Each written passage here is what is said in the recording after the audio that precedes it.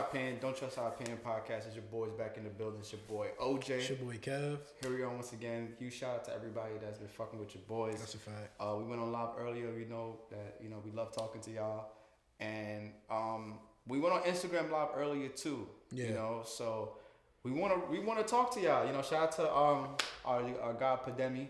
Shout out to him, big facts. Big love to the bruv. You know what I'm saying? UK in the building. Yeah, big love. You know what I'm saying? And so we want to get to be more intimate with you guys, you know what I'm saying? So we're going to go on Instagram live sometimes and, send a request, pull up on our live and we can chit chat. And I want to apply that heavy before. Yeah. Make sure y'all follow us on Instagram. It's exclusive content. We can request y'all when we go live on Instagram. The reason why we want to go live on Instagram so much is because we can actually talk with y'all face to face. So y'all can literally request us on Instagram and we can talk to y'all face to face. So it's a way better experience. Facts. And we can't really do it on YouTube. So just make sure y'all follow us on Instagram. Plus we get updates. Like we said, DM us. We're more likely to react to your video. You know what I'm saying? So that's it pretty much. Yeah. So here we go. All right. So right now we got World War II Oversimplified. So I think this may be my favorite one because, all the Call of Duty games and shit like that, Yeah, they just dropped one like last year. What, World War II? It's Cold War. I think they might drop World War II. One they dropped before. That was World War II? That was World War II, I think. It was World War something. I know it was. Oh, shit. Yeah. Was it World War II too? I mean, World War II also? Yeah. I think that was World War I. Or was it World War II? I don't know. I know it was World War II because Nazi zombies. Yeah. So, World War II, Here we go. It's 1902. A young man by the name of Benito Mussolini moves from Italy to Switzerland to avoid military service.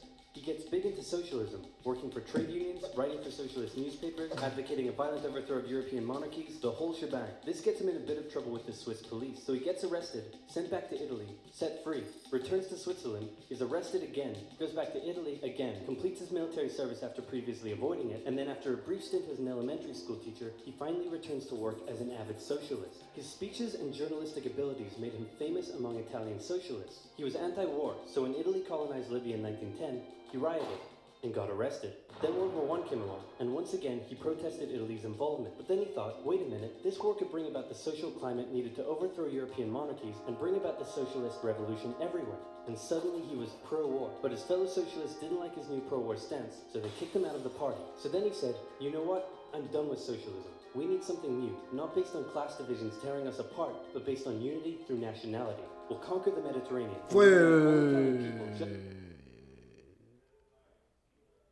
This is World War II, right? Yeah. Is this Hitler? I don't know. Is this Hitler? I don't know. Look at that nigga face. Look at his face. Yeah, he got the Hitler looking face. Look at his face. And he ain't got the mustache yet, but... Yeah. Did they say his name prior? I don't know. No, they didn't say his name. They didn't say his name? I don't think so. Well, did they? I don't know. Maybe this is his origin story. Like Joker had a movie. Maybe what if they make Hitler? Yeah, the Hitler before the stash. That'd probably piss a lot of people off though. The days of the Roman Empire. I'll call it fascismo, and it will guide the Italian nation to greatness. That's all well and good, Mr. Mussolini. Yeah, it's Mr. Mussolini. Oh, Mussolini. Yeah. Oh, I know who that is. Bold. Oh, it was him. Okay. I thought it was Hitler. Why did I think it was Hitler? Yeah, so calm down in the comments. Calm down, people.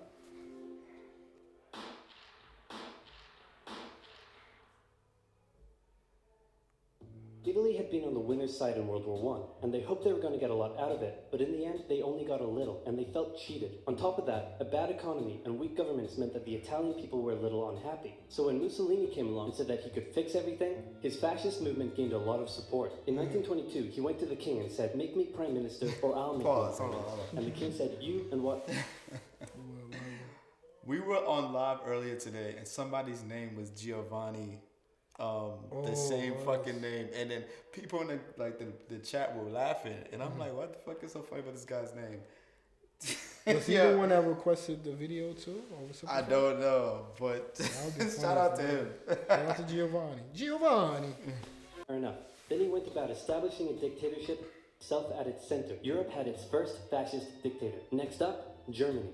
Germany had been on the loser's side, and they got absolutely wrecked by the Treaty of Versailles. They lost territory, had to demilitarize the Rhineland, had to reduce their army to just 100,000 men, couldn't have an air force, had to pay the Allies a huge amount of money that it didn't have, and a new rule was established that every Englishman withheld the right to walk into the center of Berlin, pick out any German they wanted, and spank the hell out of them. I made that last one up, but it helps you understand how all of this felt to Germans. On top of that, a bad economy and weak governments meant that when a small angry man with a silly mustache came along and said that he could fix everything, the German people loved him. Hitler had been a soldier during World War I.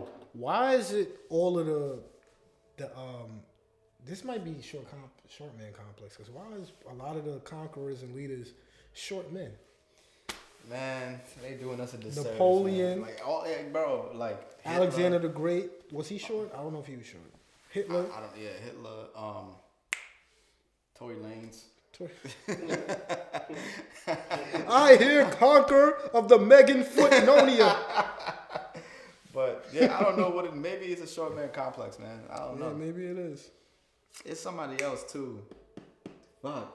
I was talking to Cutter about it the other day. He was crazy patriotic, and nobody was madder than him about Germany's humiliation. He helped start a new political party, and in 1923 attended a march on Munich with his boys. And then he got arrested. But his popularity grew and grew, and in 1933, the president made him chancellor. He believed he was Germany's great destined savior, and he went full megalomaniac, establishing a dictatorship with himself at its center. Europe had fascist dictator number 2. Hitler and Mussolini had a lot of the same ideas, but more importantly, they had the same enemies, and they started to get along. Anyone else want to be friends? Franco? No? You good? I do. Who's that? It's Japan, and they've taken over northern China. Let's rewind a bit. Japan had isolated itself from the rest of the world for over 200 years until the Americans showed up and said, you're going to trade with us and you're going to like it. Then the Western powers imposed a bunch of unequal treaties, meaning Japan's economy was bust. They also had no natural resources, so they decided to go get some. They went to war with China to gain a sphere of influence over Korea, and they took a bunch of China's stuff. But then the West said, hey, Japan couldn't take on the West. They said, okay, I guess we'll just go home. Wait a minute, what are you doing? Taking advantage of a weakened China and setting up spheres of influence. But I was the one who weakened them. We know. And you guys didn't let me have anything. We know. That seems unfair. We don't think so. Okay, see ya. So Japan thought, screw this, and went to war with Russia, and stunned everyone by actually winning. Then they fully annexed Korea, but they didn't stop there. In World War I, they took Germany's colonies and islands in Asia. And then in an incident that was maybe staged by the Japanese army, a bomb blew up a Japanese train in Manchuria, giving them an excuse to launch an invasion and take over.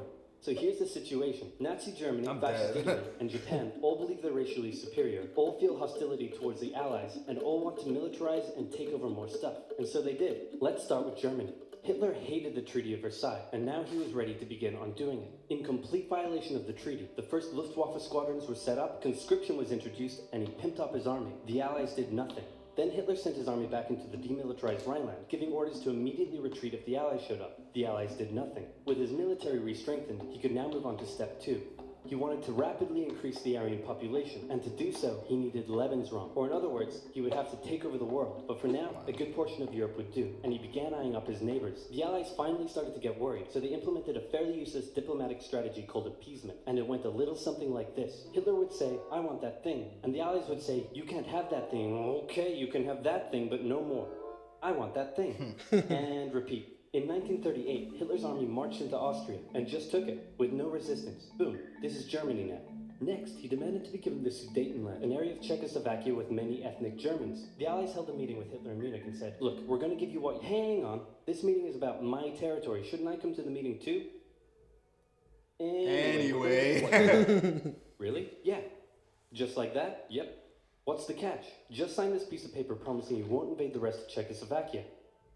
Okay. Then Chamberlain returned home victorious, waving his signed piece of paper in the air, declaring crisis to be averted and the continuation of world peace. And we built a statue of Chamberlain in his honor, and every day on the 30th of September we celebrate Chamberlain Day. Hitler's invading the rest of Czechoslovakia.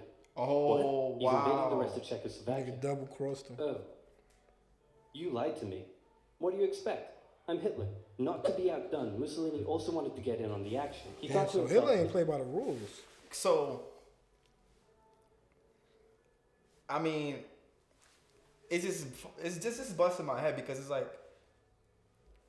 the paper signing just means nothing. You know what I'm saying? Like, yeah, that's crazy to me. Like, I think like that's part of like what makes our our like society kind of like due to like contracts, like sign this contract, like you have to do this. You know what I'm saying? But that nigga signed the treaty and said, well, fuck it, and then did what he had. Damn, that's like next level. Yeah, he basically got their guard down and was like, yeah, that's so crazy to me. Like he really didn't give a fuck at all. Damn. I mean, well, it's A not yet colonized nation somewhere which is so underdeveloped that the people would be defending themselves against our tanks with literal bows and arrows and wooden spears? Oh, there is? Fantastic. And so he took it. Italy also wanted to control the entrance to the Adriatic Sea, so they occupied Albania. Then, in another incident which was maybe staged by the Japanese, gunfire was exchanged by Japanese and Chinese troops at the Marco Polo Bridge, and the Japanese launched yet another invasion against China. They swept through Beijing and Shanghai, and then advanced through the Yangtze Valley to China's then capital, Nanking. It was here that saw the worst of Japan's shocking atrocities committed against the Chinese people. Back in Europe, Germany and Italy made their relationship status official by signing the Pact of Steel. Then, Hitler turned his eyes towards Poland and the hated Polish corridor splitting Germany in two. At this point, the Allies really had to put their foot down, and they warned him that an invasion of Poland would mean war. Hitler... I'm going to wait to see who wants to say bless you. Oh, bless you. Oh, bless you. I didn't know. Bless you. I didn't know you. I could, you know what I'm saying? Yeah, I thought we was just. I thought we was gonna continue the video. How many times you say bless to a nigga when he sneeze, bro? We from. I just thought it was a perfect moment to say Kodak. It's a Kodak moment. I apologize. Nah. I would have. Yeah, we apologize to Cat. It's that's fucked all up. I'm asking, you know. It's fucked up. You know. And to continue his advance eastward. I but feel he didn't bad. end up fighting the war on two fronts. So for now he made an alliance with Stalin, saying, how about we both invade Poland and split it between the two of us, and I definitely won't not refrain from not betraying you sometime in the future. Sounds good. This new alliance stunned the West. On the 1st of September 1939, German troops entered Poland, and Britain and France declared war on Germany. The Poles fought hard, but they were no match for the two giants crashing down on them from either side. Shit. Then came a period known as the phony war, where everyone just sort of sat around not doing much. The French had launched a small invasion into the Saarland, but they maintained mostly defensive positions, and after a while decided to just turn around and call it a day. Speaking of France, the French were still super proud of their victory in World War I, and they hadn't really moved on from it. They still used horses, they dispatched messages by motorbike instead of using radio. Orders from the commander-in-chief were usually pretty vague, and the troops were rarely inspected. They built a line of defenses along their German border, but didn't bother extending it all the way to the Channel, and they wouldn't launch artillery strikes against Germany out of fear of being retaliated against. In a war, they didn't want to attack the enemy. And at first the UK wasn't much better. Chamberlain still naively hoped that the war could be ended diplomatically. Instead of bombing raids, the RAF dropped propaganda leaflets over German cities, which one air marshal said likely did nothing but provide the continent with toilet paper for the duration of the war. They also only sent 200,000 men to France, while the French had mobilized millions. Both Britain and France wanted to avoid a repeat of the First World War, and so they wanted to keep the war as far from home as possible. So they turned their eyes north, towards Norway.